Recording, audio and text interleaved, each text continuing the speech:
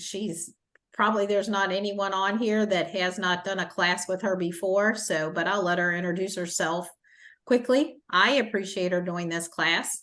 I was inspired to do this class because of traveling over the summer. Tammy traveled with me. We had a lot of beer, right, Tammy? Yeah. We will keep that to ourselves. And we had a lot of, well, I didn't have a lot of pretzels, but I had a few pretzels. I think I sent Lori a picture of the pretzel. The best pretzel I ate had cheese and bacon in it, and everything better with cheese and bacon. So I am going to, so I'm trying to like get us in that Oktoberfest mood. Went into the Wool Festival. That's not really October Festival, but it's kind of like our festival for the fall. And I am going to let Lori get us started on making pretzels and beer cheese. And I think Tom might even talk to us a little bit about beer, so we understand a little bit about the different choices that are out there, just in case you happen to be a beer drinker or want a little knowledge on it. All right, Lori, all yours. All right. Hey guys, welcome to the Kentucky Millstone. I am Lori Himmelsbach, and Tom and I will be teaching this class on pretzels and beer cheese. In case you thought you were going to learn how to fix a car or something, that's not tonight's class. We have several classes here at the Kentucky Millstone, and the restaurant is open. So those of you that haven't been in, we're open Sunday and got a lot of great, treats like biscuits and gravy and things like that. So the pretzels that we're making tonight, we actually use the same dough to make our pretzel buns for our country ham sandwiches.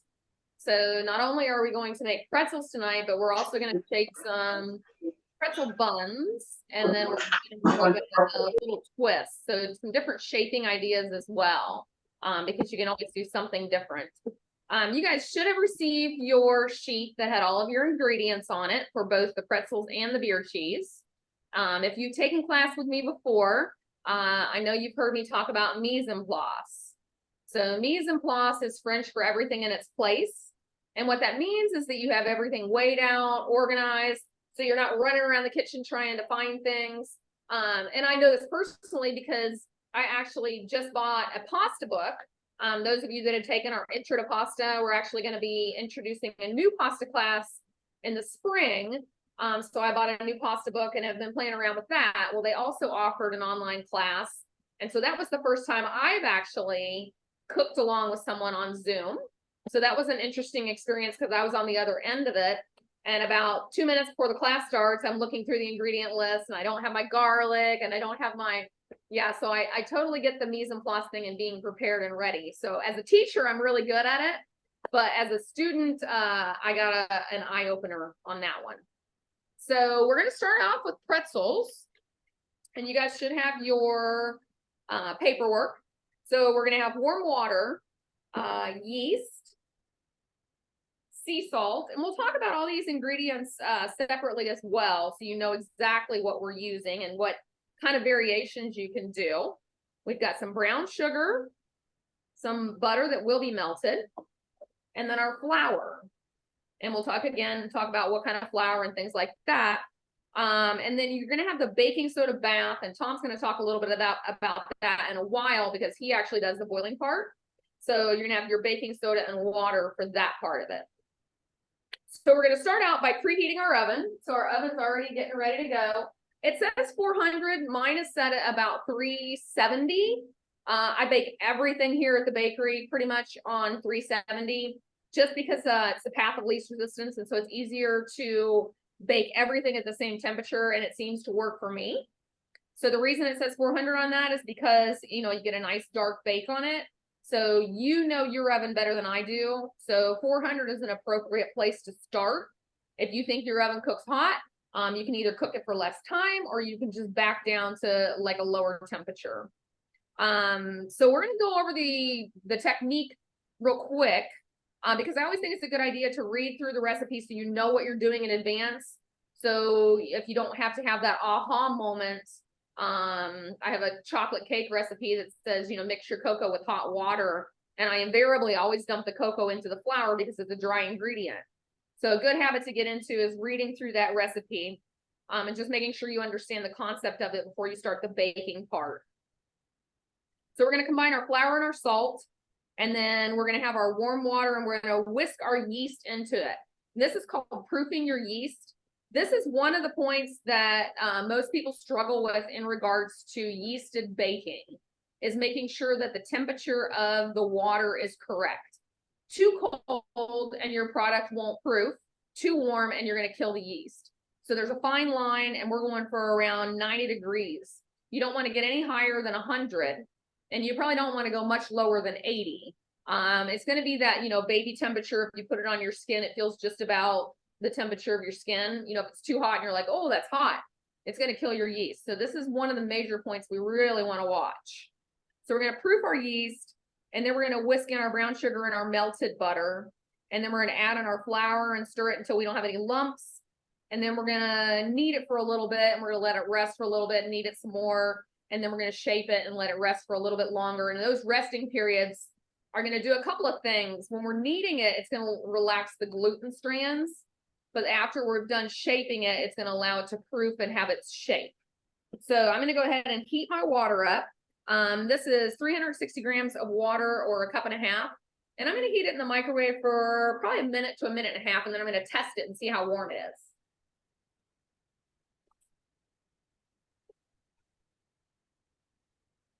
So I'll start out with 1 minute, because you can always add to it, but it's a little less convenient to take it back. If your water gets too hot, you can always temper it with some cooler water, but that's more of a hassle. So if you can get it right the first time, that's good. I'm going to grab a thermometer.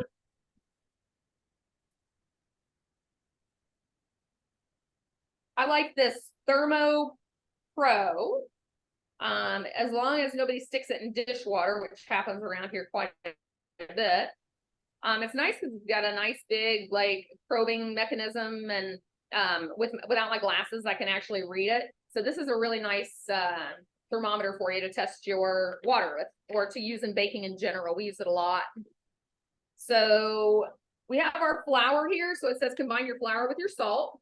So our flour here is 575 grams, or roughly 4 cups of flour. And this is bread flour.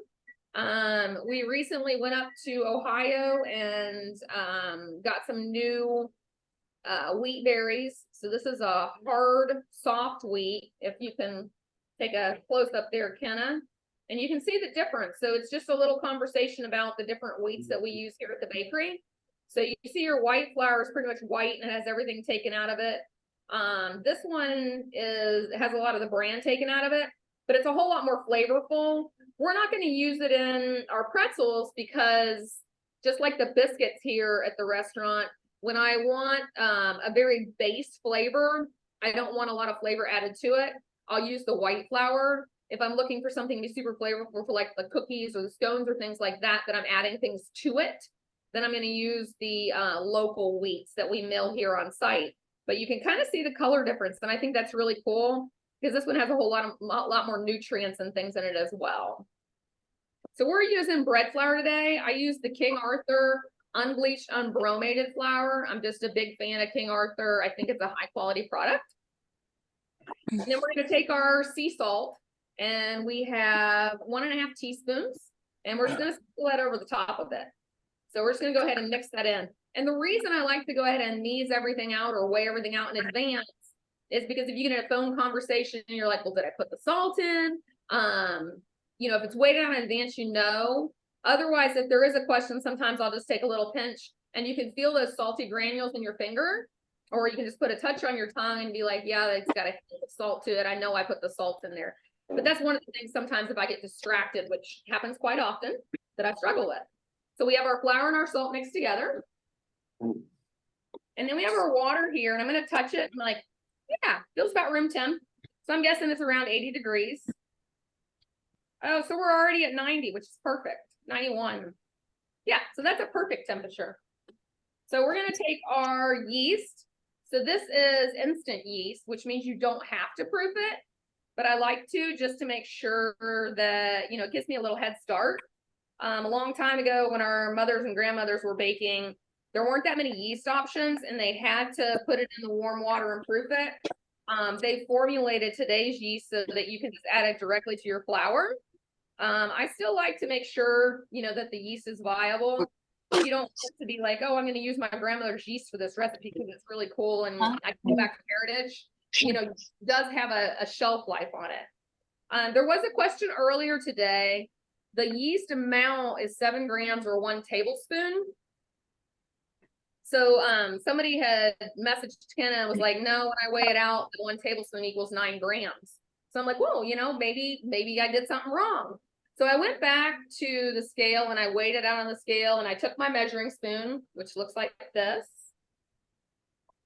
And I weighed out my tablespoon and it weighed out 7 grams. And I'm like, well, maybe I weighed it wrong. So I did it like 3 times and it still came up to 7 grams. So I think what was happening there is that sometimes tablespoons actually are different sizes. Different makers, if you have one of those really cool looking ones or something like that. So it's very, very possible that, your measuring cups or your tablespoons are gonna weigh different amounts of yeast.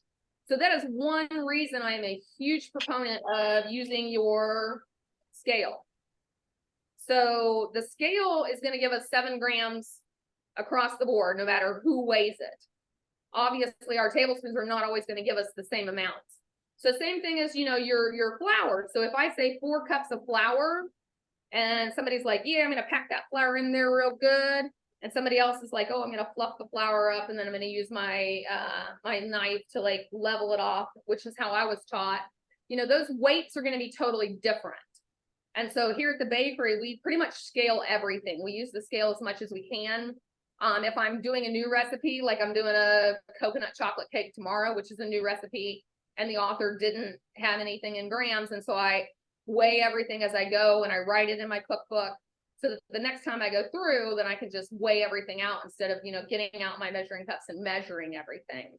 So again, just to reiterate the importance of that, your gram scale is going to give you the same amount of grams regardless of whose scale you're using, whereas your measuring cups or your tablespoons or something like that are not always going to be the same.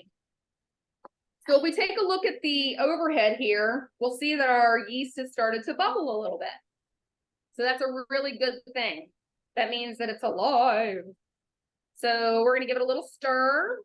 And those bubbles just mean that it's viable and that it means when you start making your product that it's actually the yeast is going to work. So if you have any question whatsoever as to whether your yeast is alive and whether it's going to make a good product, this is a really good place to start and see if you can get those bubbles to go. All right, so we have our yeast in our warm water that's set. Now we're gonna warm up our butter just briefly. I'm actually gonna put mine on defrost for about 30 seconds just to loosen it up some.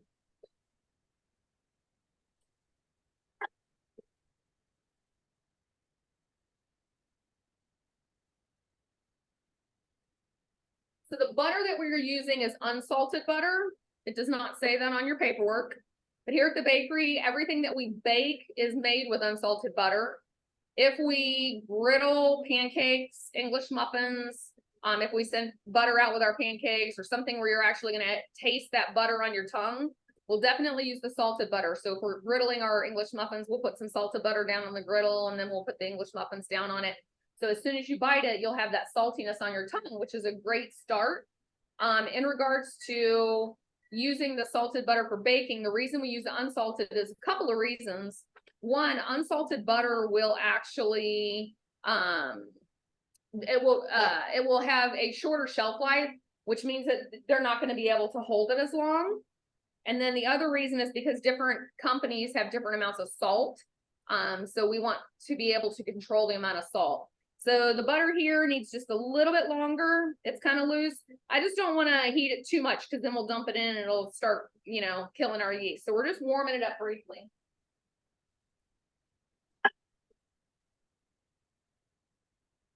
And then again, we talked about being able to add time to it. But, if I stuck it in there for 3 minutes, we'd have hot bubbling butter. We can always add time to it. We just can't take the time away. So we're also going to take our brown sugar. And this is light brown sugar, 25 grams or 2 tablespoons. And so same thing with brown sugars. This doesn't look like 2 tablespoons. But it doesn't, yeah, so let's weigh it out just to be sure. So let's talk a little bit about our scale here.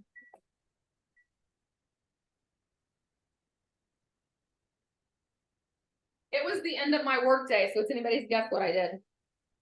So it's still on error. So if you have, this is another thing I love about the scale, other than this one doesn't seem to be happy today. So you can actually double check your math on this.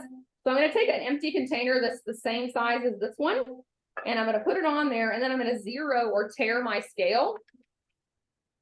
So it's on 0, and then we put this on, and it says 50 grams. Oh, it's because I'm doing a double batch. There you go. So I'm like, I know that doesn't look like 2 tablespoons. So luckily I've weighed everything out. I am doing a double recipe. Just because I use the product for the restaurant and I want to have lots of time to show you shaping so you guys can practice. So it's a good thing I have a good eye for amounts, because this is actually 4 tablespoons or 1/4 of a cup. All right, so we are going to, will you grab me a large bowl, this size bowl? Yeah, that's fine. Kenna, does anybody have any questions so far? If you have questions, you can write them in the chat, and we're a small group. Well, like still a good size group, but smaller. So you can almost unmute yourself and ask as we go along too. So not yet. Out for questions. And I think everybody's staying in up too. All right, well, I'm moving kind of slow here, so. All right, so we're gonna take our yeasted water and dump it in a larger bowl. And I could have actually proofed the yeast in this bowl as well. And then we are going to stir in our melted butter. So you see there's a little bit of butter there that's not melted. And I can't tell, like. You were good back right there. Perfect. Yeah, so you see there's a little bit there. And the reason I left that was because I want to keep that butter as cool as possible, but still melted. So we're going to dump that in. And if you wanted to do a vegan pretzel, you could definitely leave the butter out and replace it with some coconut oil or olive oil. So we've got our brown sugar. So that is a light brown sugar, but again, you could use a white sugar if you didn't have brown sugar. You could use a dark brown sugar if you wanted the malty notes. And then we're just going to stir that up a little bit. And those little chunks of butter are going to disappear on us. And then we're going to take our flour in and just dump it in. We're just going to go for it. So here at the bakery, a lot of times we'll go with the path of least resistance. And so in this particular instance, it's easier just to add your flour all at once and give it a good stir and be aggressive with that stirring. What you really don't want to do is you don't want to dump that flour in and then walk away and answer the phone and have a 15-minute conversation, because that flour is going to start hydrating and it'll start getting lumpy on you. All right, so we see that it's coming together. It's a shaggy mess, which is a normal culinary term.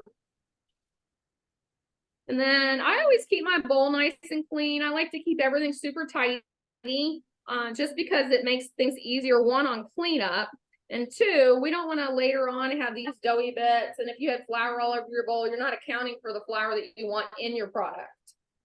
We got a nice shaggy mass there. And sometimes on random occasions, I'll use a glove just because it makes cleanup easier. The really cool part about having the butter in here is the butter is just, that's why it's not sticking to anything.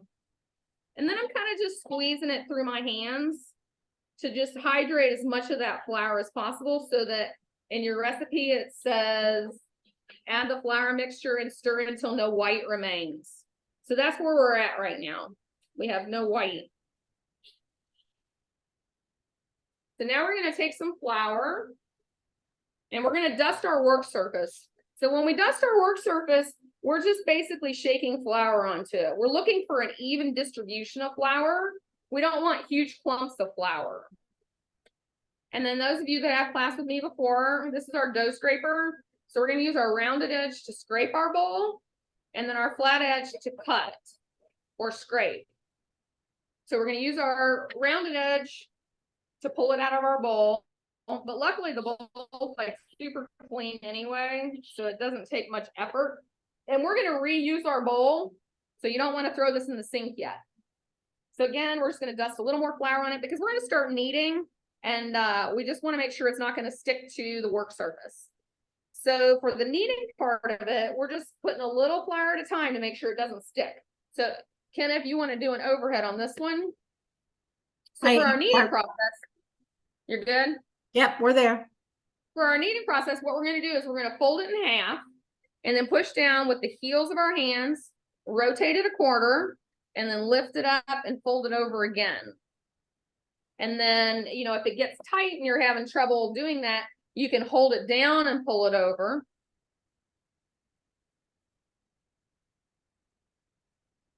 So I'm basically rotating it one quarter all the time and then kind of rolling it. I call this my dough massaging.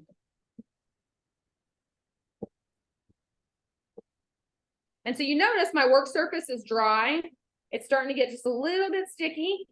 So again, we're going to take our flour and just put a nice light dusting on there again. And we're going to knead it for about a minute or so. And every time it starts to stick to the work surface, we're going to add a little flour to it again. And if you have some flour on these outlying regions, you can kind of scoop it up with that.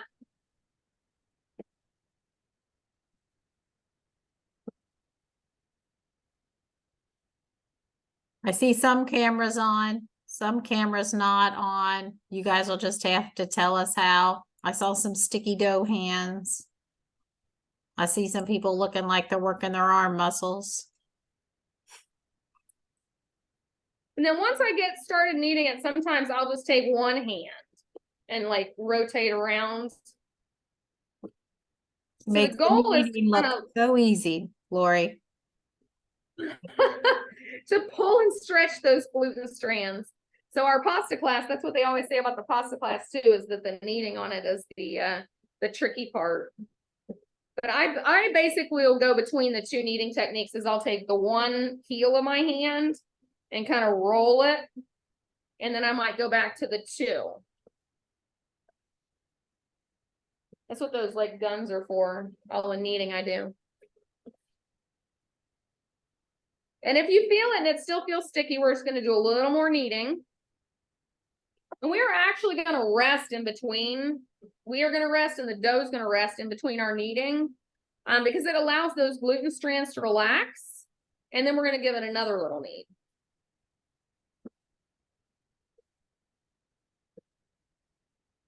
All right. So we've kneaded for probably 2 or 3 minutes. I'm going to sprinkle some dough or some flour on the work surface so it doesn't stick to the work surface. We can see here it's kind of still torn a little bit. So it's not real smooth.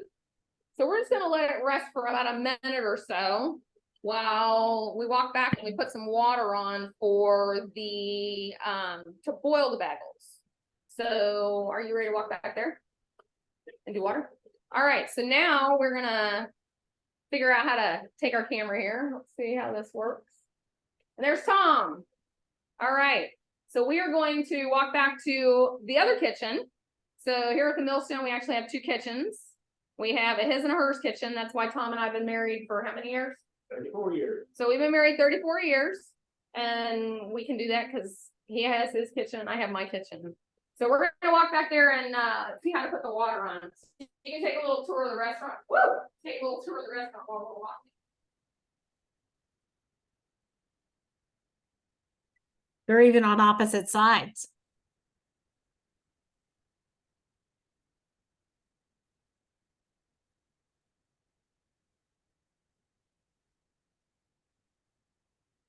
All right, so I'm thinking I have to take my computer because this has no sound, right, Kenna? Yes. You couldn't hear me going the other way. Yeah, we heard not really. Yeah, it was because I was walking. So we'll take the computer back.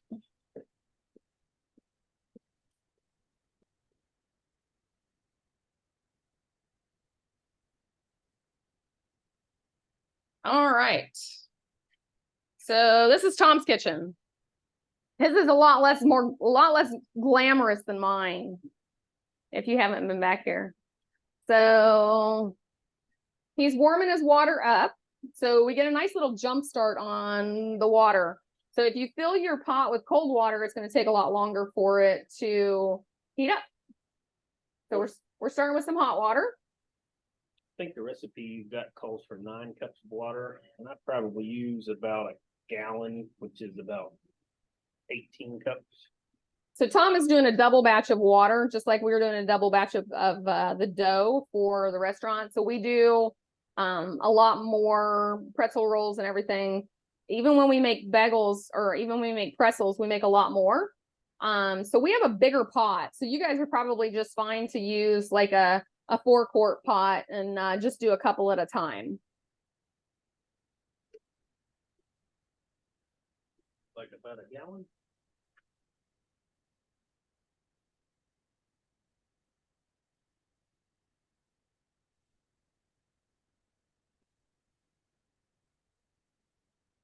It's on. And then we're not putting the soda in yet. That goes in after it starts boiling. All right. So we're basically just putting the water on and letting it heat up.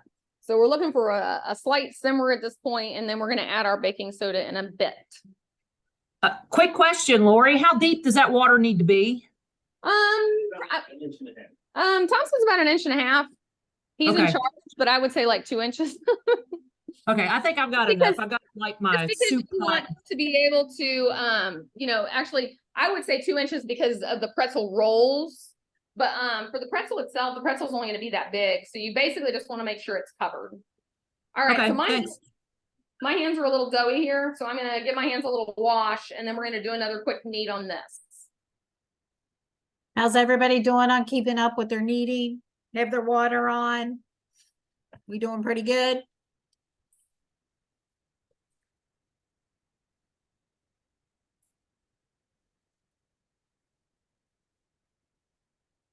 So in regards to the kneading, we're letting the dough rest. A couple of different reasons is unlike your yeast spreads, where we want that structure to hold up for a long period of time. This is a really relatively quick make. We're gonna go you know, shape them here in a little bit and then boil them quickly after that. So you're not looking for the serious amount of gluten that you would want with a loaf of bread. And also, we're not looking for that like a bagel. We're not looking for that tough chewiness. We're really just looking for a good texture. And so that's the reason why we're not continuously kneading them. But you'll see, now that the dough is rested for a little bit, we can see it's kind of settled out a little bit. And we're going to knead it for just another minute or so. And you'll see that it's a whole lot easier to knead. It's not going to fight you like it was before. And you see, I didn't add any more flour to it either. It's not as sticky anymore. It just has a really nice feel to it. And I don't go around feeling baby's bottoms, but you know how like in the old fashioned recipe, they're like, knead it until it feels like a baby's bottom. Well, if you can imagine baby's bottoms, you know, that's about where we're at.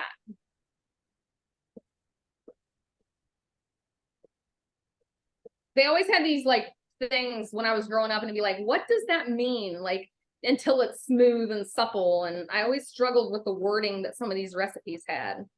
But we do see now the textural difference. Remember when it was ripping before and it had those tears in it? Now this is really smooth and just has a really nice feel to it. So you notice that was only like a minute knead on it. And it feels really good. I'm going to give it another like 30 seconds. Just give it a little bit more.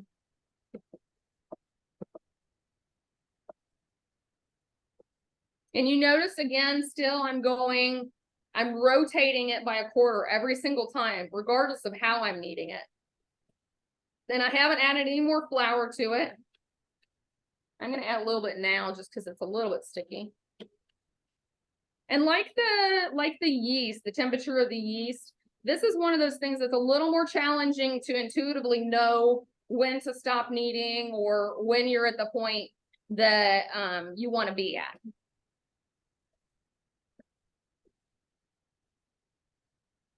Give a little love pat. All right, then we're going to let it sit for another minute, and then we're going to shape it. So this is like a very seriously fast recipe with everything we have going on when it's pretzel day. I used to do brioche buns for the country ham sandwich, and the brioche was killer. It would take forever. It was such a long process, and we just decided that it's quicker to make these, and they taste, it's a different flavor profile, but they taste better. They didn't crumble like the brioche ones did, and they have a longer shelf life too. So that's why we ended up going with these.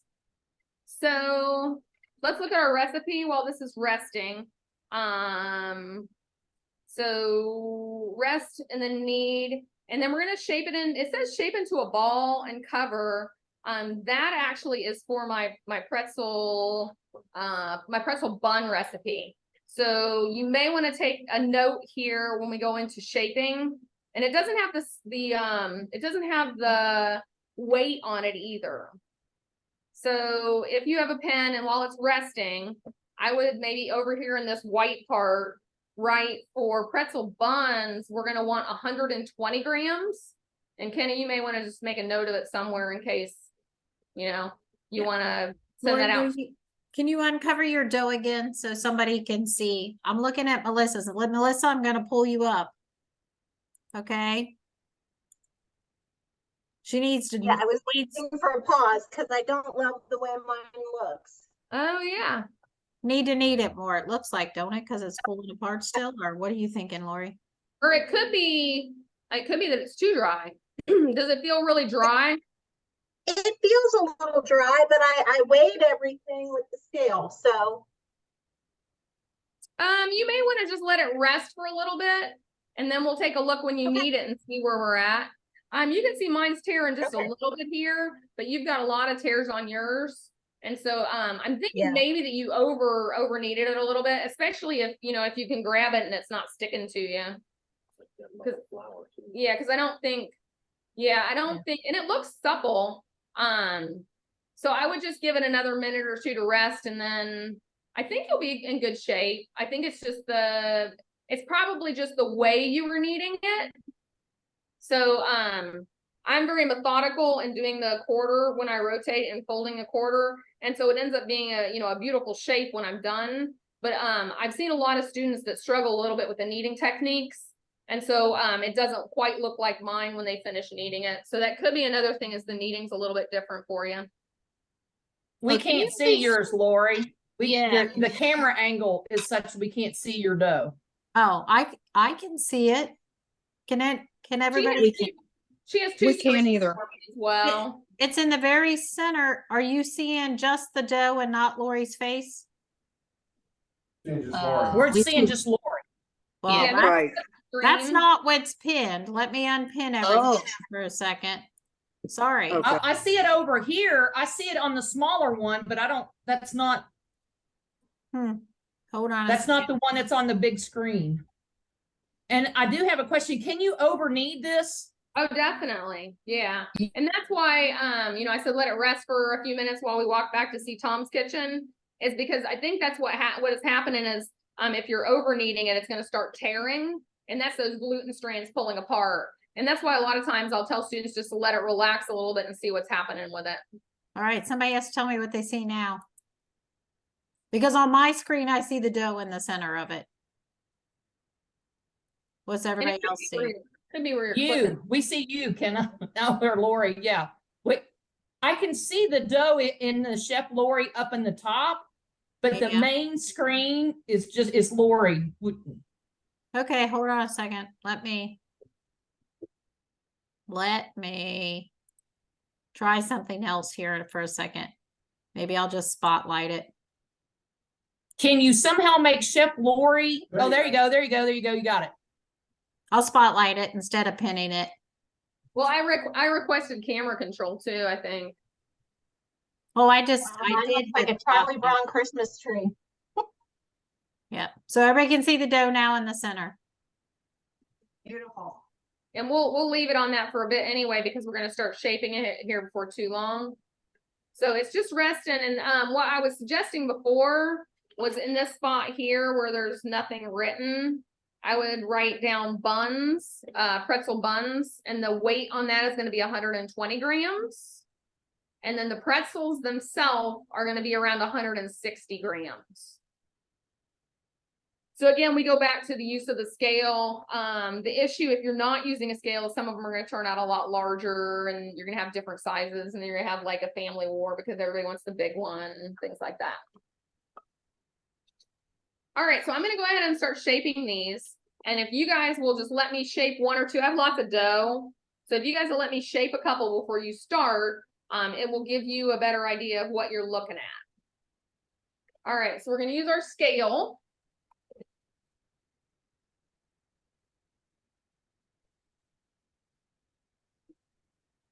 And I'm going to start with like 2 of the pretzel buns. So I've got my dough scraper here. I'm using the flat edge to cut it. I'm looking for 120 grams.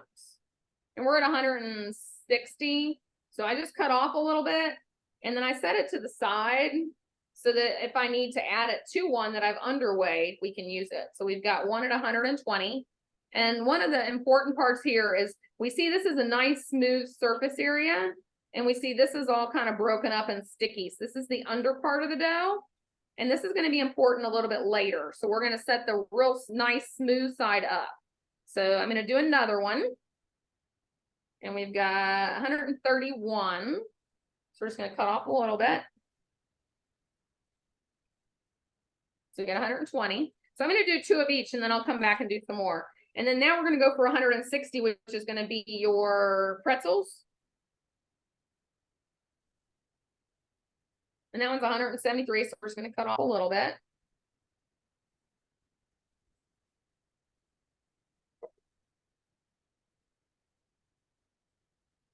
And then we got 150, so this is where you can take all these little bits and kind of add them on. So Lori, if somebody did not have a food scale, They're just going to have to kind of like eyeball how large they want their pretzels to be. And the reason we use the food scale is just because we're in the industry and we don't want clients, you know, aggravated because somebody else got a bigger portion. You know, if you're at home, it's really not going to be a deal breaker. All right, so I'm going to first, and I'm demoing this right now. You guys are just watching right now, and then I'm going to, because I've got plenty and we'll go over some more. Just using a very minimal amount of flour, I'm going to roll this into a log. And you'll notice it springs back. So this is one of the most important parts of the pretzel is that we want to let that gluten relax. So I'm going to set this aside and I'm going to do the second one. And this is also how I do my baguettes because what's happening during our shaping is that we're stretching those gluten strands and they're going to start to tear and break. So I'm going to set those to aside. And then I'm going to shape our pretzel buns while the gluten strands are relaxing on that. So I've got my parchment sheet. Very important part is you want to flour your parchment or your baking pan at this point because Tom's going to boil them. And if you do not put the flour down, what'll happen is it'll stick and then you can't get it in the water. And when you pull it out, it's going to stick even more. So tricky part for the pretzel bun shaping, I'm going to cut my hand and I'm just going to kind of start rolling it around. And it's important here to make sure you don't have too much flour because you want to create some friction. And you just kind of keep going around in a circle. Mine's just moving around because I've got too much flour on mine. So if you do that, you can always kind of like pull it underneath to create a tight shape, but I still want to have that will you grab me a wet rag? I'm going to wipe off my work surface here a little bit so we got a little more traction. But you see underneath here where it's starting to create tension underneath and pull. What I want to do is I want to pull this all into a single circle. But I've got too much flour on my work surface, so it's not sticking to it. All right, so we've got a nice spot here now that hopefully it's sticking to it now. So I'm basically kind of squeezing and pulling, and this is the tricky part. If I could do this in slow motion, I would. And so if you look at the bottom, we've got this nice tight circle. And it looks kind of tight there. And we're gonna let it rest. So again, this is the part that was on top, so it's nice and smooth. And in slow motion, I'm basically rotating it and then pulling my fingers in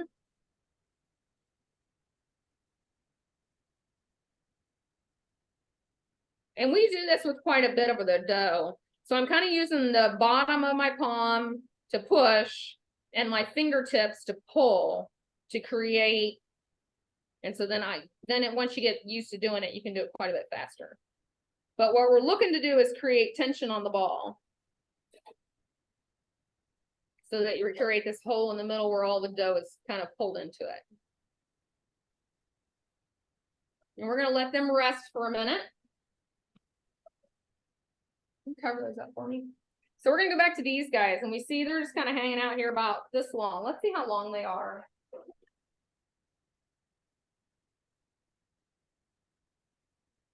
So these are currently 12 inches long. So the goal now is to make them even longer. And again, the reason we let them rest was so that we could stretch them without breaking them. Because we want to get them as long as possible so we can make that iconic pretzel shape. So now we are at 20 inches. And we're going to let it rest again. And we're going to take our other one. And so usually when I'm doing this, I will shape all of my pretzels. And then I'll let them all rest in a couple of minutes, and then I'll go back to the very first one. And so we'll actually keep them in order.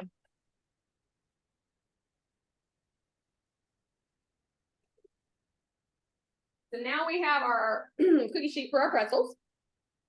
And again, you want to remember to flour it, nonstick spray.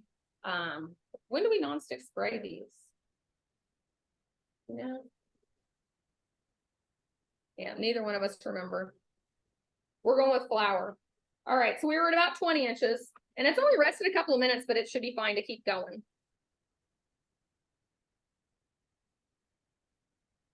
And when we first started making pretzels, we actually put tape on our butcher block to make sure we got them long enough and that they were all the same size.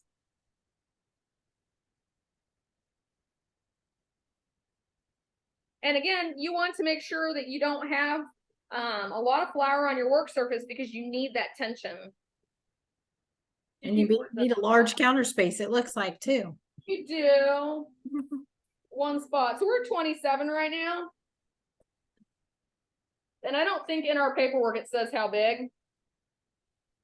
So, you know, a lot of it, I like bigger pretzels. So, you know, if you go large on these, you know, it's going to be, you know, do you want to make miniature pretzels? But you kind of, you see, I'm going from side to side. So I'm working a little bit here. I'm working a little bit there. All right. So this looks like it's quite happy. We've got 30 inches. All right. So to create your pretzel shape, we're gonna cross in the middle.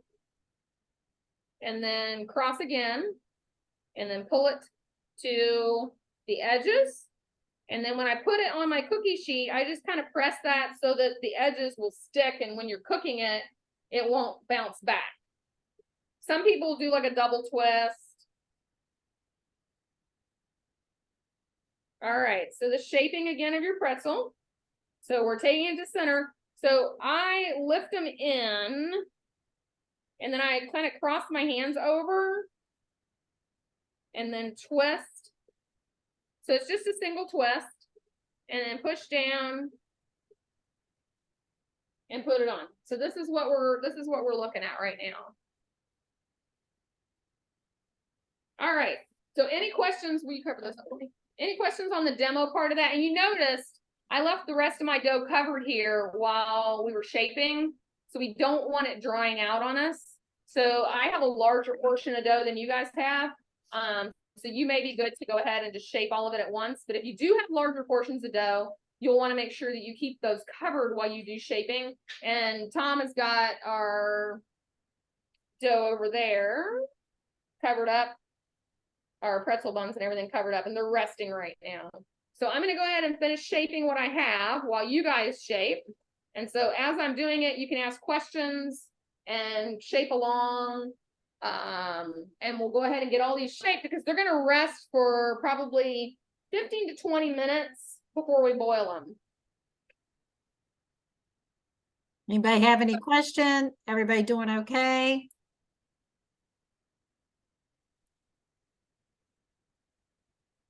So the important part again is you're gonna use that hard surface. So I've got extra dough here. I'm not gonna put it right on top because we don't want to interrupt that that nice surface there.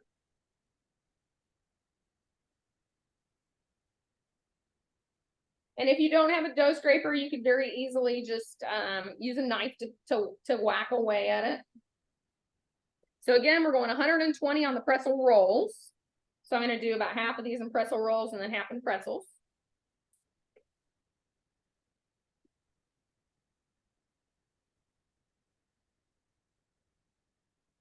How's everybody doing on their scaling part? So that'll be the first thing you'll do is to weigh it out. Somebody wants to see your pretzels again. I'm going to take it over there. Or you can bring those over. And then somebody's asking how many should this dough make? I think this one makes about 9. This will make 9. This should make 9 pretzels, not the pretzel buns. It'll make more of the pretzel buns. And if you want to make like supersized pretzels, then you could just scale out more dough. Or tiny pretzels? Yes, tiny pretzels. So Lori, I'm feeling much better about my dough after letting it rest. I think it looks a whole lot healthier. But I think question for you, if you, I'm sorry, go ahead. Probably the kneading on it. Okay. If you find that your dough is too dry, is there anything you can do to correct it for future reference? You probably are just gonna have to let it rest in between more because it will tend to tear. At this point, you can't really add more water to it. And that's why I'm always suggesting that you kind of go under on things, on your water and on your flour and everything like that. If you looked at mine, it shouldn't be that dry. Were you using a scale? Yes. So For it could be whatever that reason it looked dry at first. it could be that when you went to knead it, you added a lot of flour to it, would be my guess. Because it was maybe just a little drier than it needed to be. So these are the pretzels that I'm doing now. So if you're doing pretzel buns and the pretzels, you want to go ahead and do the pretzels first and let those rest because we're going to continue to stretch those. And they need to rest in between each stretching.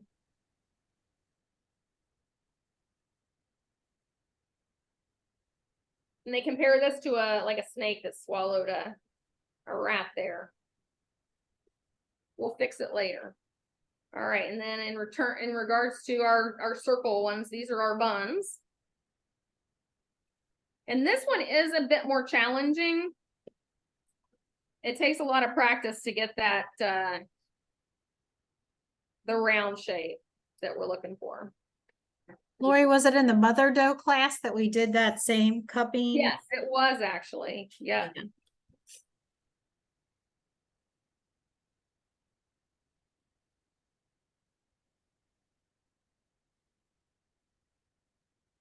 And I'm also going to show you I'll roll another one out too, and we'll do a twist. My daughter, she's a huge Instagram fan, and so she was like sending me cool stuff, and there was some kind of twisted pretzel. So there's all sorts of things you can do with the pretzels.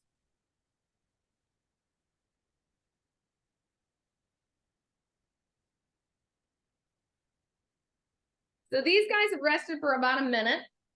So again, I'm going to go back to the first one I did and just roll it a little bit longer.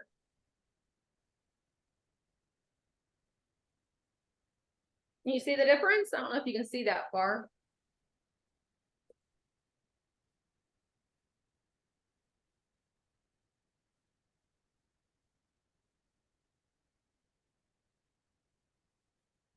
And it does help to have, not a lot of flour on your surface when you're shaping because you get the stretching on it.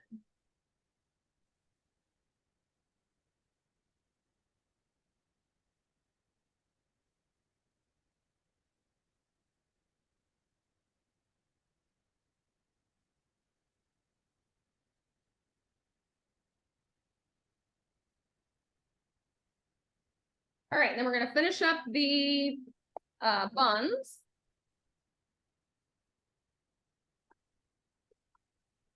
And these have started resting while we've been shaping. So actually, if you take a look at this, there's a very small difference. You can see these are the first two I shaped, and these are the ones we shaped afterwards. So you can see these have already started to proof and grow.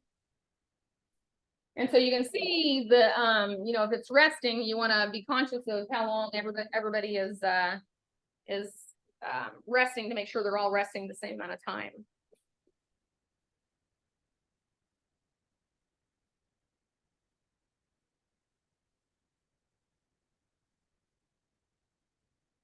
All right, we're gonna turn this one into the twist I was telling you about. This is gonna be a smaller one. And again, we're gonna let it rest in between our shapings. And this has been sitting out, so you can see it's really dry and leathery kind of, and it's already started proofing. So, you know, if that happens, you might have to like kind of tuck it around on itself before you start shaping, because that leathery skin you have isn't going to create any tension at all, and you're not going to be able to shape it. All right, so our pretzel buns have been shaped, and I do have parchment down. This is nice that you can also use a Silpat if you want, or you can, you know, grease your sheet. All righty, so these guys are resting, and then we're going to put a couple pretzels on there. So this is the first one I did. So he's been sitting the longest, and you do want to be conscious of who's been sitting the longest and work with them first. So I could go ahead and shape this one, but I'm actually going to let it rest because we have 4 more we have to do. So you might as well just go ahead and roll them all out again.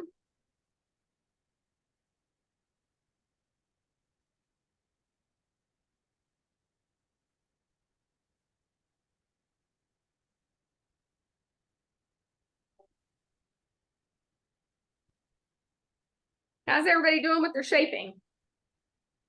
They must all be working hard. I'm not hearing anything. Everybody's quiet. I was All gonna, right. Oh, go ahead. go ahead.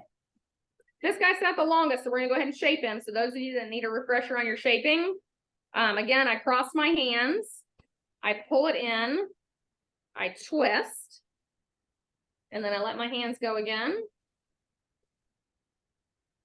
And then we've got our pretzel.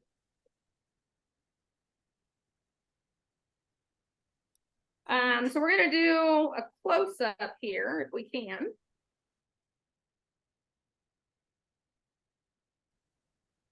All right, I don't know how close we can get with it, but you see there's the striations here. I don't know if you can see them, but you see just the twist of it and how it's got some texture.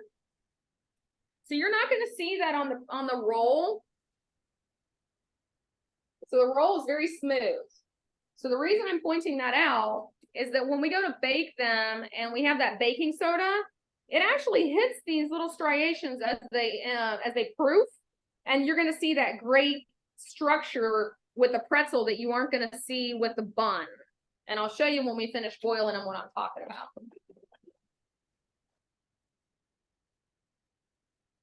All right, so I have 2 more to shape pretzel wise. So if you're doing pretzel shaping, again, I pull it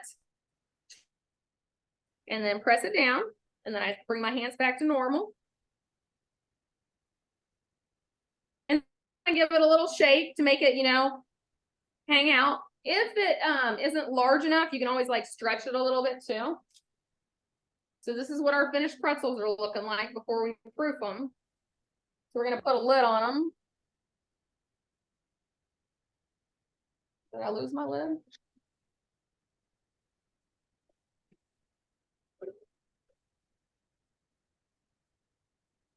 All right, so we got a lid on those because we want to keep them covered. So you can use plastic wrap too. All righty, so last pretzel. Switching the hands across, twisting it, bringing it together, kind of sealing it together, giving a little shake to make sure it's all good. All right, so then this is our little twist roll I was telling you about. He's a little bit different. And I've only done this once, so if I don't get it right. So this one, we're just basically twisting the dough. Yeah, I don't even remember how to do it. Did I?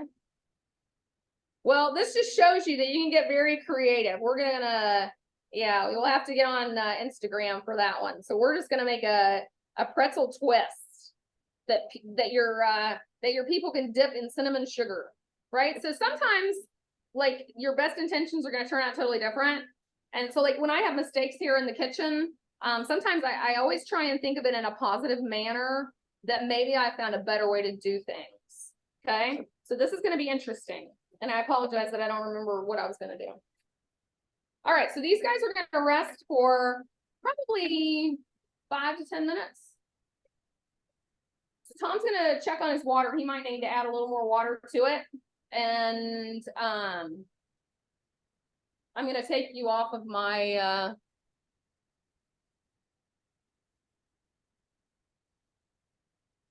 Kenna, are we back on person?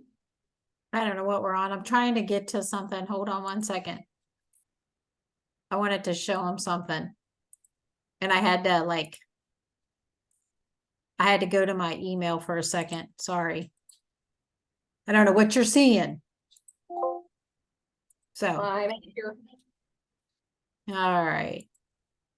You want back to you? I'm gonna go real quick to Yeah, let's see how everybody else is doing. Spotlight.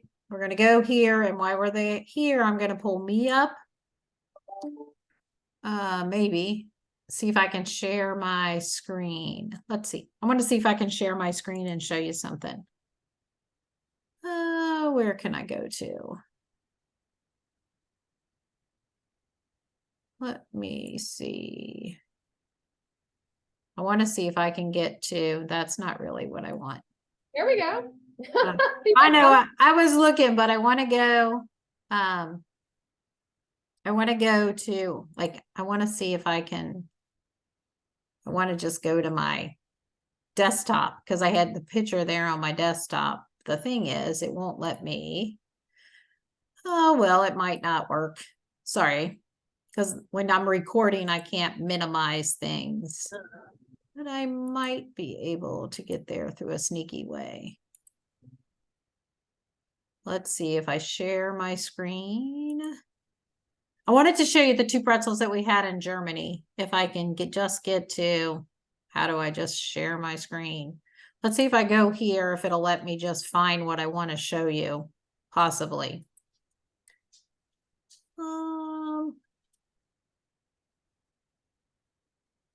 So can you see that? Or what do you see? We see your emails or your folders. I don't want that. I was trying to bring up this picture. Okay. That don't work. We'll hit stop sharing. Somehow I got to be able to do this. It's just been a while since I've done it. Here. This. Now what do you see? Oh, there you go. So this was a pretzel, and we had a hot dog on a pretzel bun, kinda, that we got in Germany. So that was one. So I want to show you this other one that was phenomenal that I showed, like, while you're playing, if you want to play with stuff. I'll see if I can pull up this one picture. Don't judge my beer.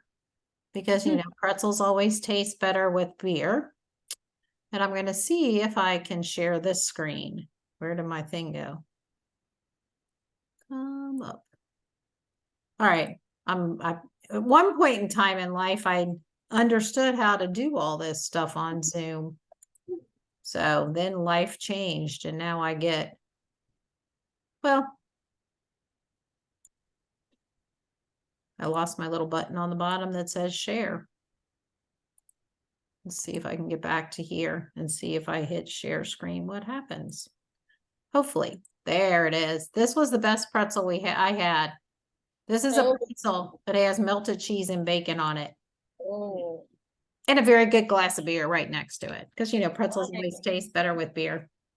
But that was, I mean, there's like all kinds of things you could do with them. Like you're making them with a bun, but That was Yeah. that was at the Hofbrauer house. Right, so on both of those, really, the one with the hot dog and this one, what you're gonna do is you're gonna go ahead and make those pretzels, and then you will use them like we do with the country ham the next day, or you can freeze them and then use them a week later. That's what we do with ours, is we actually can make the pretzel buns. So we'll make about 18 at a time, and then we'll have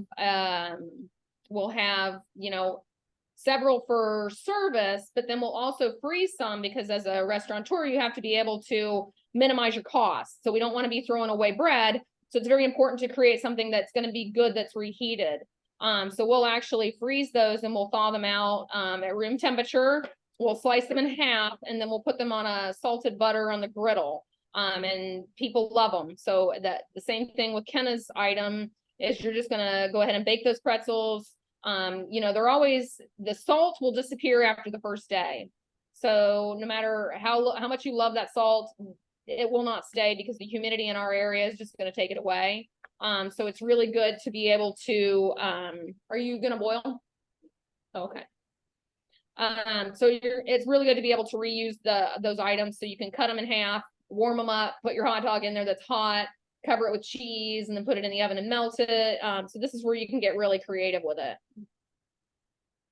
All right, so everybody's pretzels should be shaped by now, and they're gonna rest for maybe 5 to 10 more minutes. And hopefully Tom will come back, and he's gonna come talk to us about beer. So we have a small sampling of beer here, and he's gonna talk about all the different kinds of beer. I didn't really start drinking beer till about 8 years ago. I was building a building and I was really hot and needed refreshment, and didn't realize how refreshing it is. But for those of you that do not like the alcohol content, I found a few really cool non-alcoholic beers. So the reason I like beer is I like the hoppy notes. So the bitter taste of it, and then it's also bubbly and refreshing. So this one is from Brewdog, non-alcoholic. And then we have another one here that is a blood orange IPA, which is Indian Pale Ale.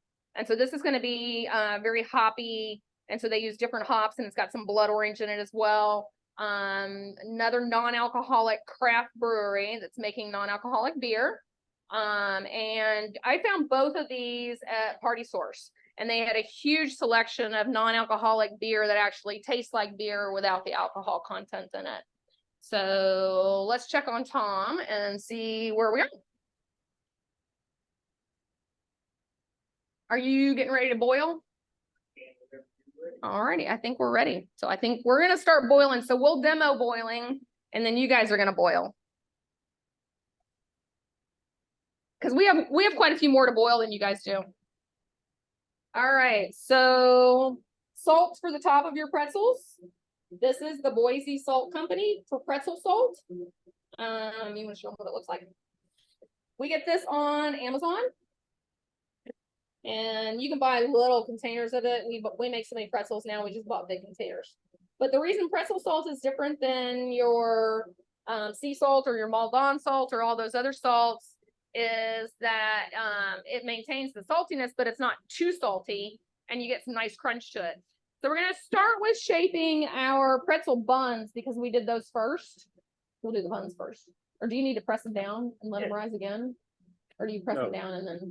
Press it down. All right, so Tom is the master of pretzel boiling. So he's in charge. Smash them down. So he floured his hand a little bit, and he's going to smash them down so they're actually like big enough to hold your country ham sandwich instead of just being really round. So he's putting a little flour on his hand to make sure that doesn't stick to him. And everybody's seeing big view of what Tom's doing, correct? Yeah, boiling water. Yes. And I'm adding the baking soda. So the baking soda is what's going to give you that iconic pretzel flavor. I have used lye in the past, a food grade lye. I think you get the same result without the caustic issue with the lye. I'm going to put the pretzels top down.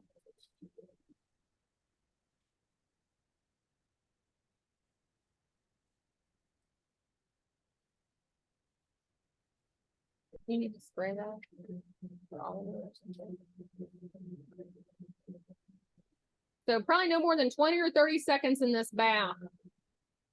Because otherwise it's going to taste like baking soda and you get that real caustic taste. So it's really just enough to give them a good coating of of the baking soda.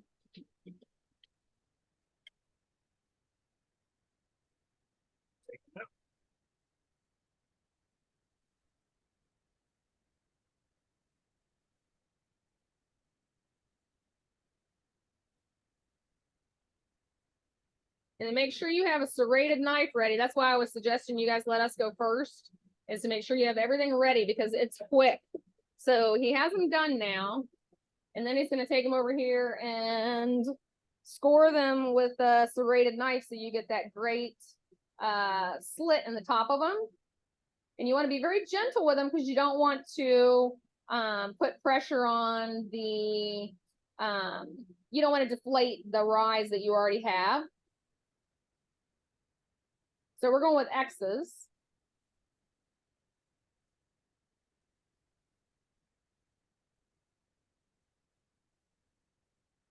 Alrighty, and then these are going in the other oven. Do you want to, I don't know if you can. Yeah, all right, we're going back to the oven. So those of you that haven't been in the restaurant, you can take a tour as we go. Back to Lori's kitchen. Yep, back to Lori's kitchen. I put on about 16,000 to 20,000 steps a day. Alrighty, so in the oven they go. And I'm going to set my timer for 12 minutes. All right, and then we're going back to Tom's kitchen. Everybody following so far? Any questions? I'm exhausting them. Yeah. They don't guys are have to you walk guys are back gonna- and forth from kitchen to kitchen. Right, you guys are going to sleep well tonight. All right, so next we do, what are we doing next? Pretzels. Pretzels and pretzel bars. All right. And you can see a nice amount of rise. Okay. If you touch them, they bounce back, and we're not deflating our pretzels. We're just deflating the buns because we don't want them to be too poofy. So when I grab the pretzels, I grab it by the point where they touch together and give them a little stretch. And these go tops up. Tops up. These do not get flipped. Everybody heard that? These do not get flipped. Put your buns in there too. Or...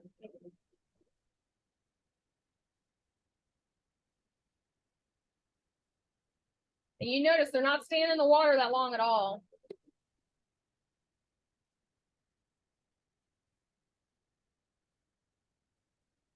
I don't know why when I read the recipe, this part baffled me. Like, I never thought about this with pretzels, but I've never made pretzels before. So That salt is going on immediately because that water is what makes the salt stick.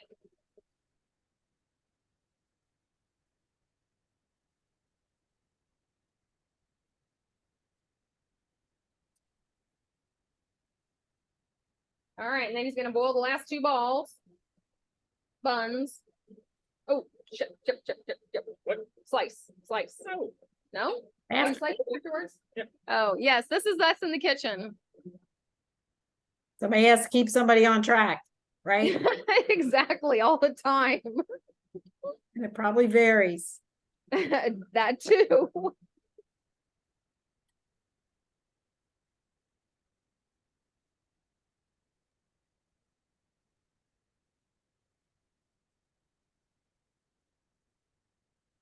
Start to see how the pretzels set.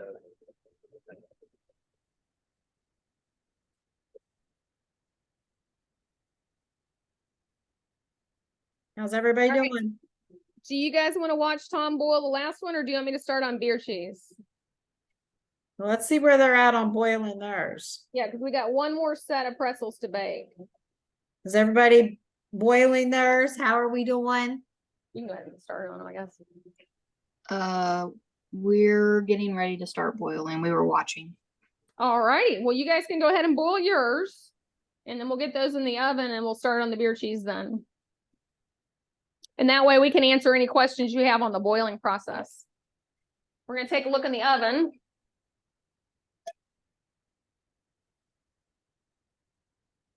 Oh, So you take Wrong them door. straight from Wrong door. boiling to the oven. You don't wait till they're all done. yeah, because you want to make sure that you don't give them time to deflate.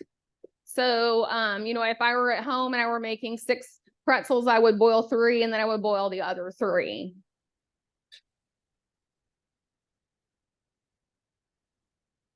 There goes that twist. Yeah, he's actually kind of cool looking. Yeah. I was gonna I say, mean, who doesn't love a pretzel twist? yeah. The dip Especially in with cream cheese and bacon. I'm telling you, Yes, that was the exactly. best thing ever. And he's so cool looking.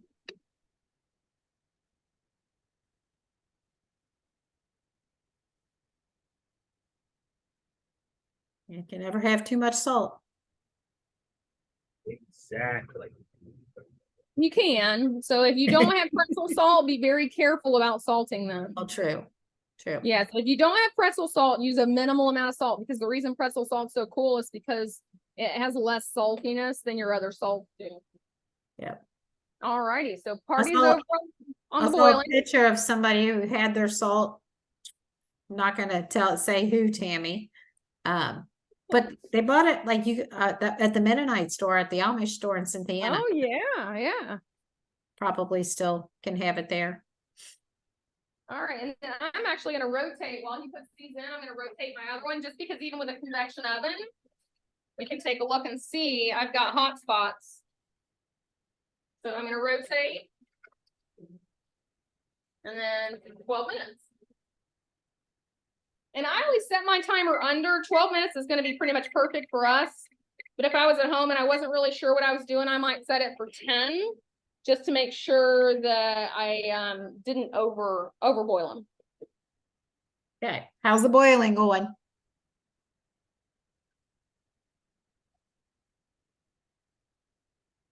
So a lot of people have their cameras off, but a few people I can spy on. Do you want Tom to talk about beer while they're boiling, or you want to wait while they can focus on beer?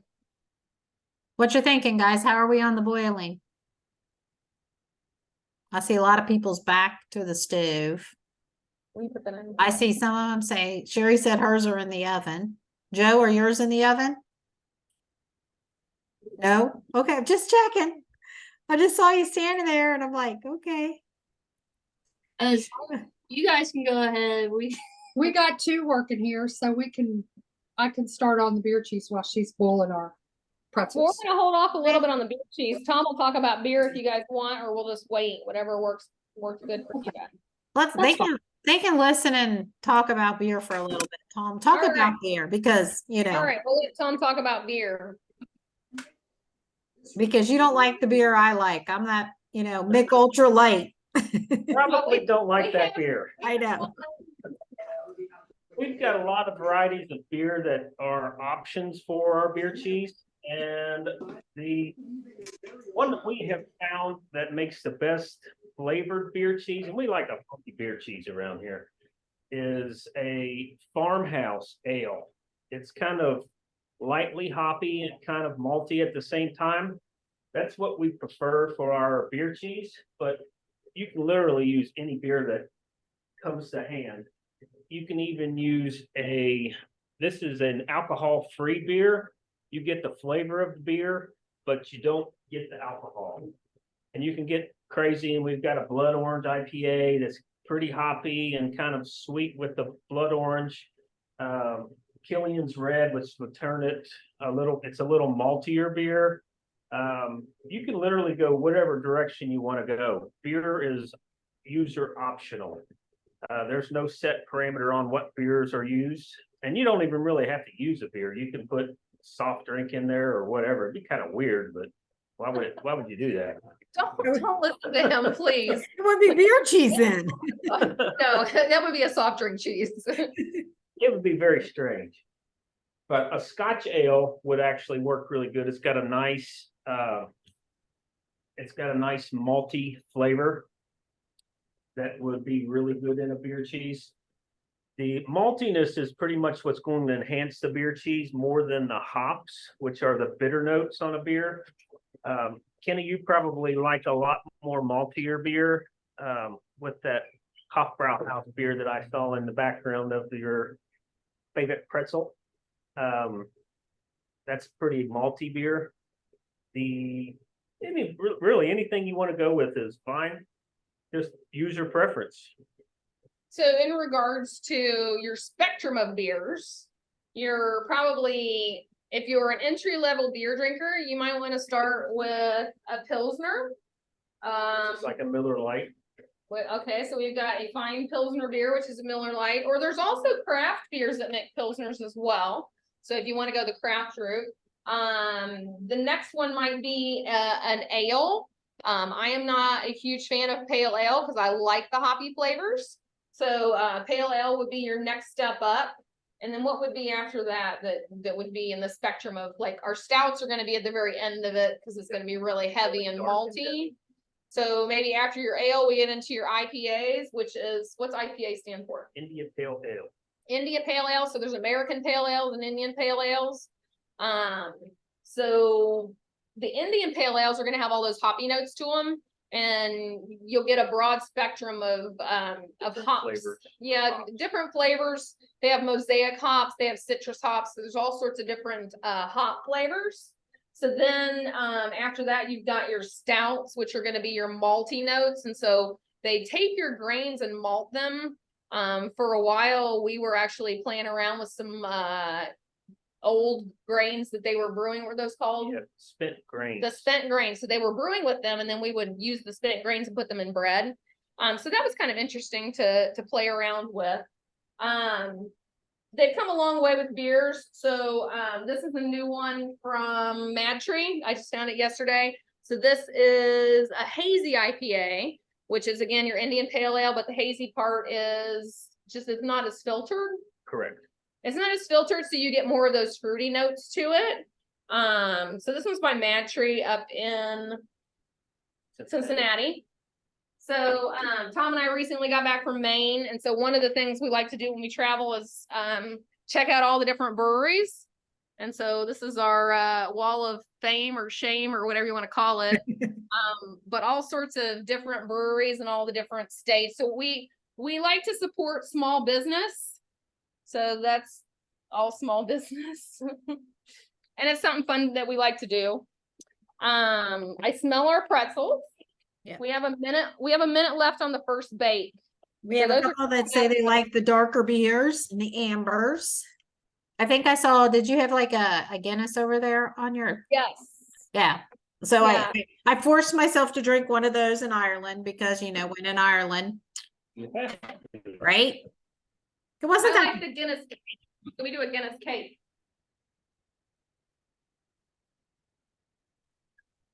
Taste of Belgium has a raspberry beer cheese made with Boom for Boys. Boom for Boys. Is that what that said? Oh, framboise, so it's a raspberry. Yeah. Yeah, it's a raspberry beer and it's delicious. Oh, Oh, that was yeah. Melissa. It jumped up and then disappeared. Yeah, and then there's I didn't have my chat up. Yeah, there's also the sour ales, the sour beers. I'm not a huge fan of sours, but that's another, like, People either they love get the sours fruitier notes and things. or you either love sours or you don't like sours, I think. It's quite strange because I drink kombucha, but I'm not a huge sour. All right, so here's our bake. This is a nice bake on these. The color you're getting, let me hit my timer. The color you're getting on here is from the baking soda. So they're very hot, but we see the bottom too. And like, if you were to squeeze the Charmin, so you see it's got a nice squeezability to it. And then you would want to go ahead and pull these guys off and put them on a cooling rack, because we don't want that moisture to condensate underneath. These feel amazing. I saw somebody said I'm sure some other ones are coming out of the they had jalapeno beer. or somebody Oh. liked a jalapeno beer. I got, oh, I don't even know where I was, but it wasn't what I ordered, but somehow I got a 7 pepper beer. It was interesting. Ah.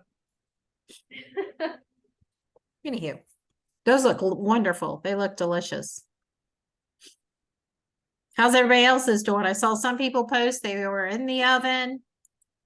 Yeah, we got 2 more minutes on our pretzels. You doing pretty good? Bring me another cooling rack.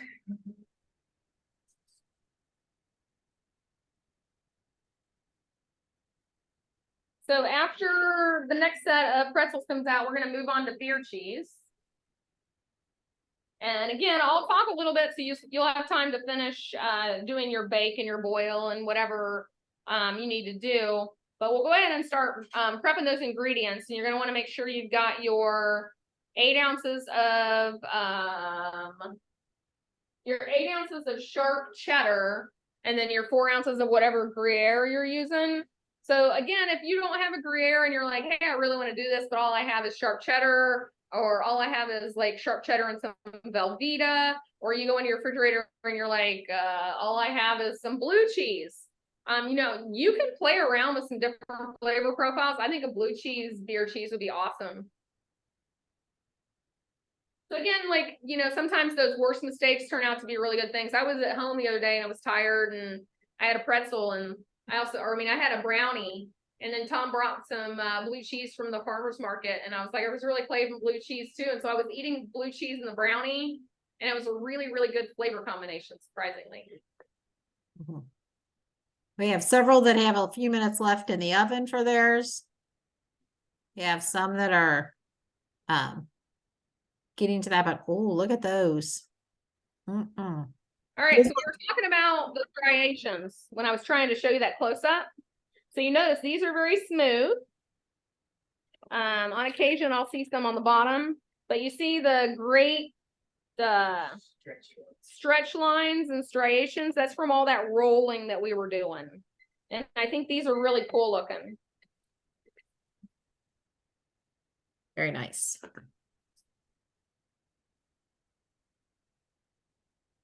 All right, so you got 1 timer left.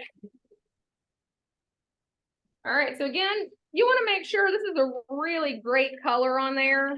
You want to make sure that you're baking them long enough. 1, because nobody wants to eat a doughy pretzel. And 2, you get a lot of flavor from that color. So this is the caramelization. You get the great caramel notes. So it just gives it a whole lot more flavor than if you do a real anemic bake. Again, we press these down, so there's just great, you know, this is a nice looking pretzel. If I don't say so myself. Happy with them. All right, we got 1 more coming out of the oven. All right, so beer cheese. We'll go over the ingredients. We've got our cheddar, our Gruyere. We've got our unsalted butter, our all-purpose flour. In regards to your cheeses, I actually grated these on a box grater. I am not using a pre-grated cheese. And the reason for that is because the pre-grated cheeses are coated with an anti-sticking thing. So it's probably like a flour or something like that. But you're definitely going to, 1, get a textural difference, and 2, it's not going to melt the same way. So you definitely, if there's anything I would suggest on beer cheese, I would suggest making sure you hand grate all your cheese. If you're making a lot, you can use your food processor. If you don't have a box grater, worst case, you could kind of just chop it into little chunks. All right, so we've got our all-purpose flour. We've got some garlic powder and some onion powder. Those aren't going to be necessary, but we use them just to create a little more flavor profile and a little more depth. You've got your 12 ounces of beer. A cup of whole milk is what I use. I like the fattiness of whole milk. I wouldn't steer towards like skim or anything like that. And then you've got kosher salt. If you don't have kosher salt, you could use regular salt as well. So this is the last bake on our pretzels.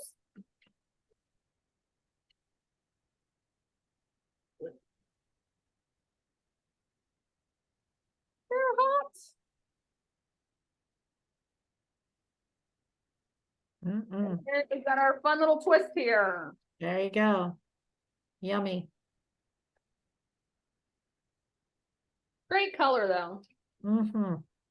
All right, are we ready to move on to beer cheese? Everybody ready to move on to beer cheese? Yeah.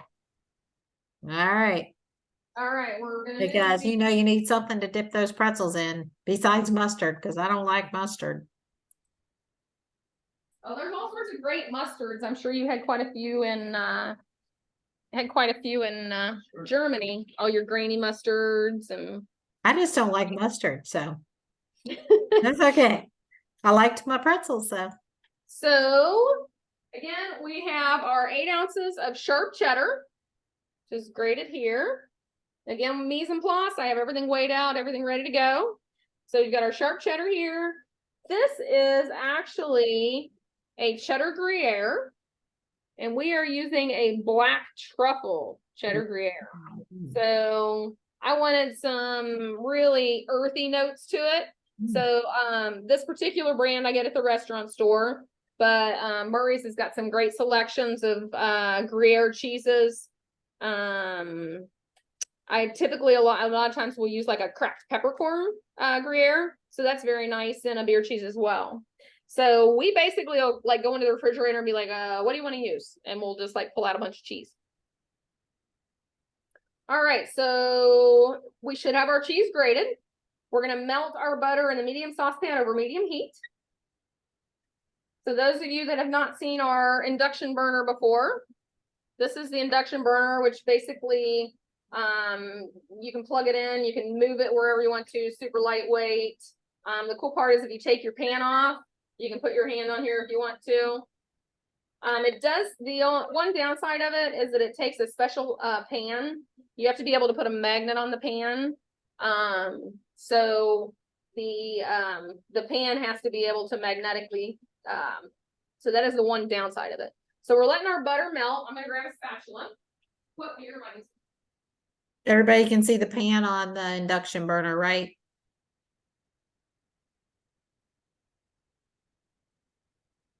I'm going with yes, because nobody told me no. All right. So melted butter in a medium saucepan over medium heat.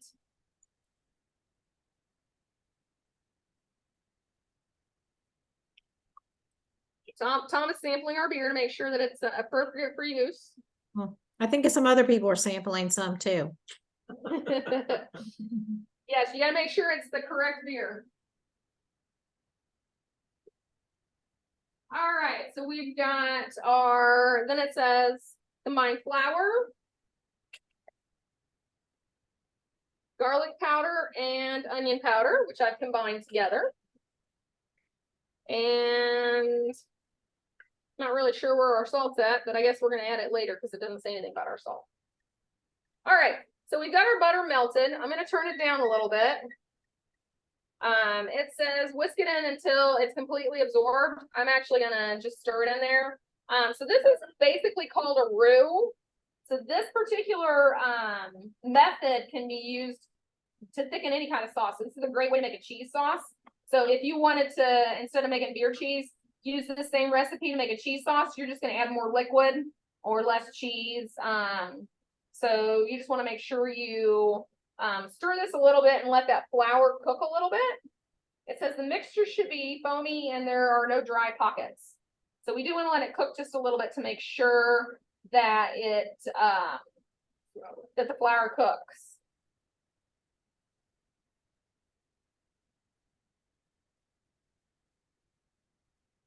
All right, so we've got our milk and our beer, and it says while whisking constantly, slowly pour in beer and milk. I did read an article one time that suggested that you add a little bit at a time because that allows the flour to hydrate and it's not going to get as clumpy. So we're just going to add a little bit at a time. And I am adding my milk first.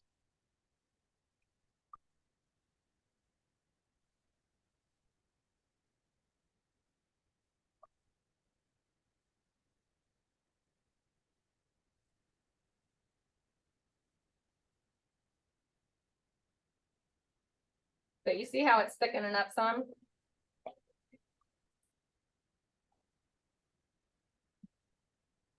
We've got all the milk added in, and then it also calls for 12 ounces of beer. We're gonna start adding that beer in. Will you grab your immersion blender?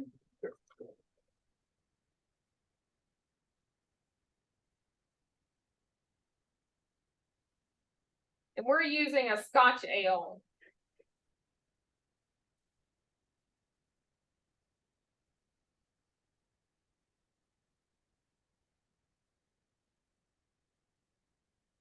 And it does look a little bit, a little bit, excuse me.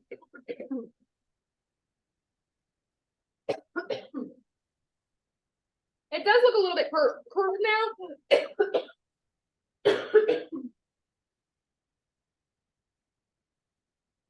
Sorry about that, guys. You should have taken a drink of the beer. I guess so. So this will mellow itself out once we add the cheese to it.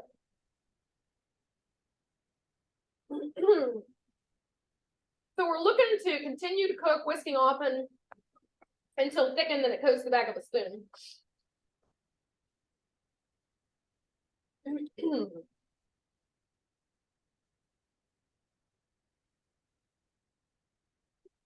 gonna turn it up a little bit now that everything's incorporated.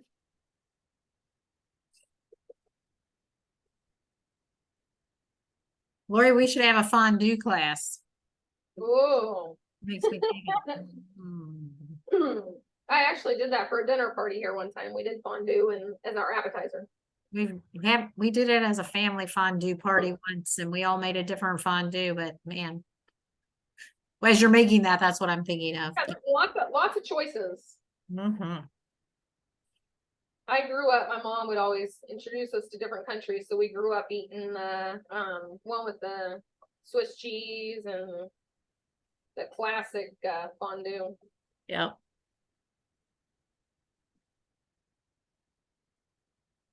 What kind of beer are we using today for this? What kind of beer are you guys using? Not hearing any responses. They're drinking it.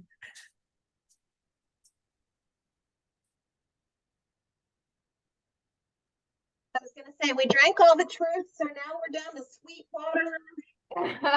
IPA. There, that sounds like a good choice.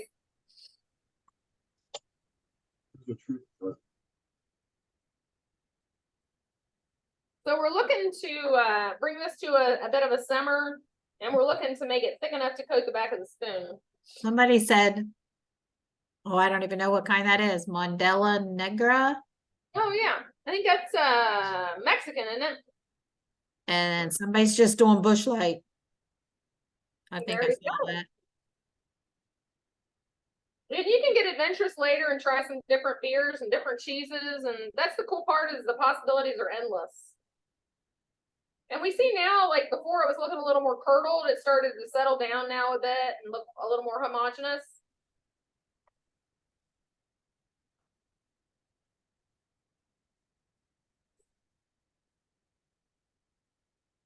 And I do tend, when I'm working with a roux or a flour like that, I do tend to stir mine constantly.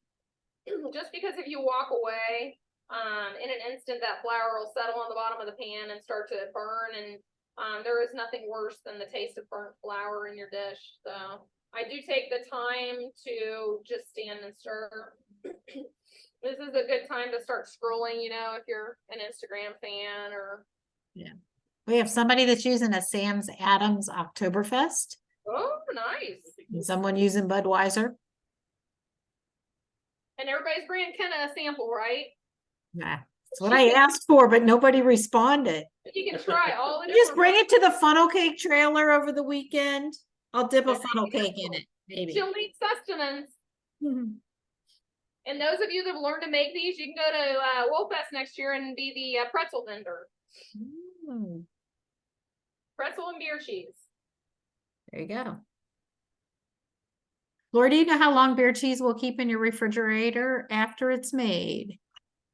It keeps quite a while. Yeah, I was gonna.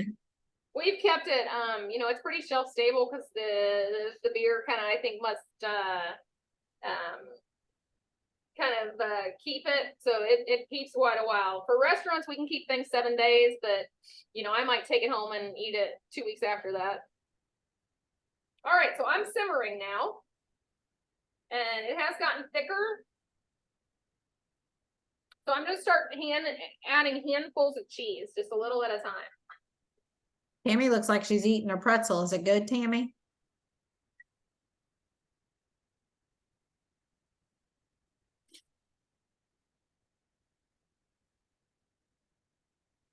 So we're just gonna melt a little at a time instead of dumping the whole thing at once.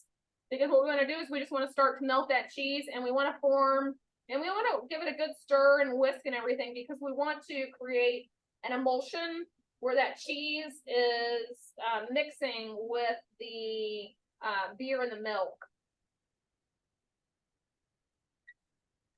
And so you may have to mess with your heat a little bit, turning it up or down to suit you. And again, pay careful attention to the bottom.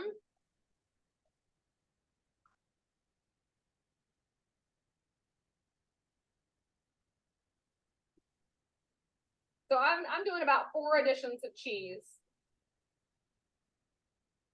It smells amazing. Mm.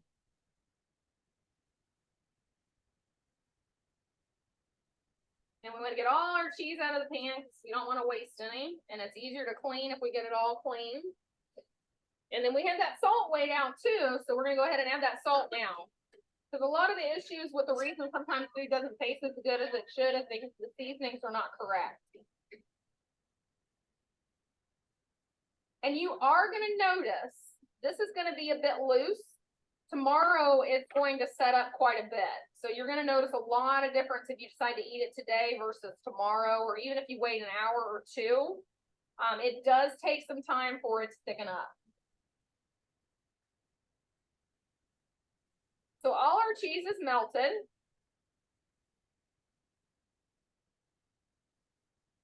And it looks really good.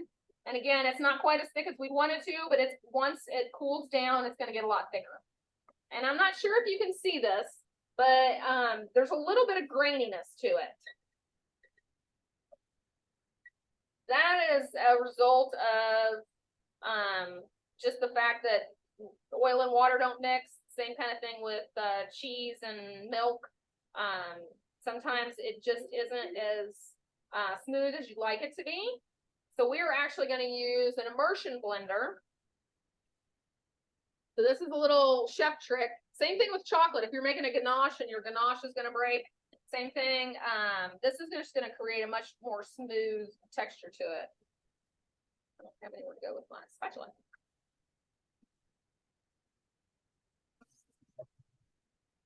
It's one of my favorite small appliances.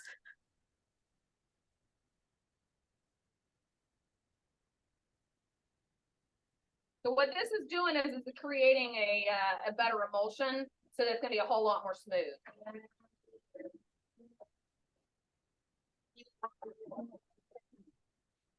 So same thing with a ganache. If you have a chocolate ganache and you see that graininess, it's going to make a big difference if you emulsify it. Alrighty, and if you were here, I don't know if you can see the difference, but it doesn't have that graininess that we saw earlier. It's much more smooth.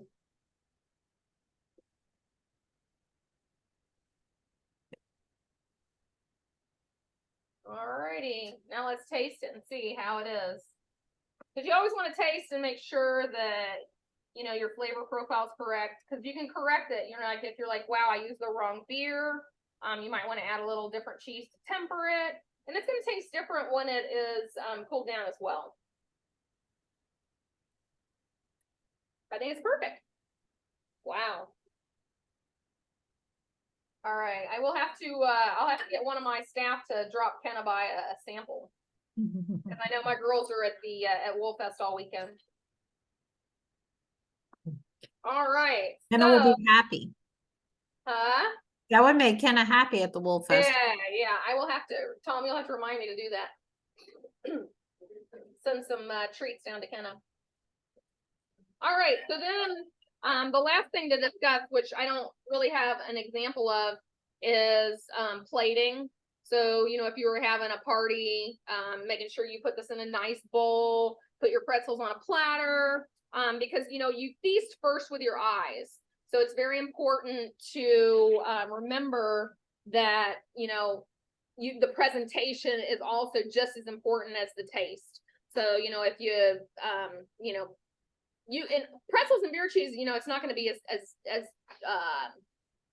luxurious as something else. So, if you put it in a basket with some, little beer cheese holders, it's all going to be good.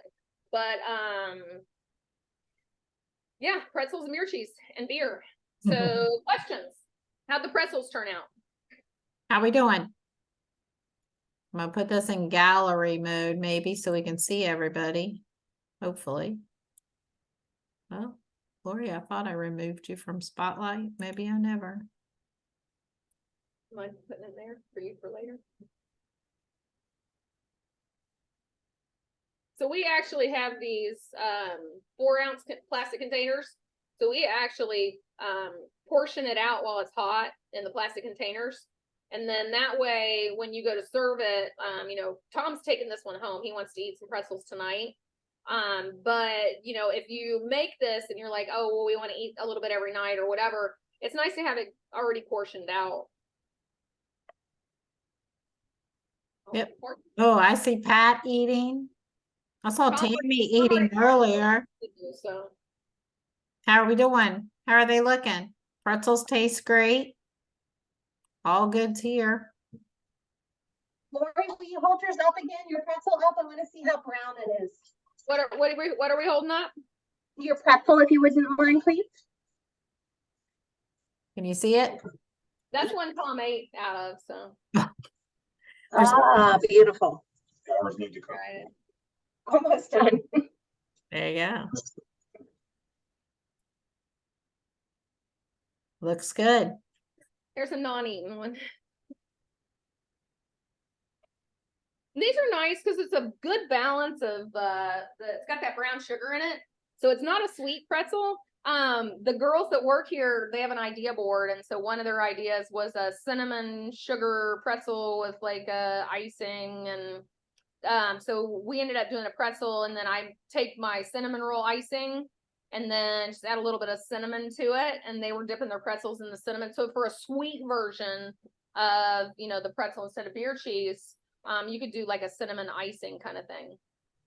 That sounds delicious. Lori, you would appreciate this comment. Wax paper is not the same as parchment paper. This is true. Looks stale, but tastes great. Like I said in the beginning, all of these things, every time I make a mistake here at the bakery, it gives me the opportunity to learn something and be like, oh, well, I didn't know that. So I get a lot of those moments here. So we actually, we have 2 parchment sheets that we use here at the bakery. One is a non-sticky parchment, and the other one's just a cheap sheet liner. And so we baked all our bread on the cheap sheet liners, and we basically had to go and chisel all of the paper off because it stuck to the bottoms of them. So I totally am empathetic to that plight as well. Lori, can you go over, because this was a comment, some of them said that, like one person said theirs didn't get as dark. Mhm. How much baking soda were you adding? On that one, it was half a cup of baking soda for 9 cups of water. So you saw when he dumped it in, it's a substantial amount of baking soda. So if you didn't weigh it, that might have been an issue. It could be that it's older baking soda. If you didn't weigh your water, it could be there was more water than the baking soda ratio. So that ratio of water to baking soda is important. And then also it could be the oven temperature. It could be, like I said, I'm going at 370 on my oven, but different ovens work different ways. So if you're, having that problem next time, maybe add a little more baking soda to it. I see a lot of people. I see a lot of people munching. I see a few drinking. I'm thinking maybe you're dipping it in your beer cheese to see how it actually tastes. I'm gonna hit stop recording, I think, if I can find the right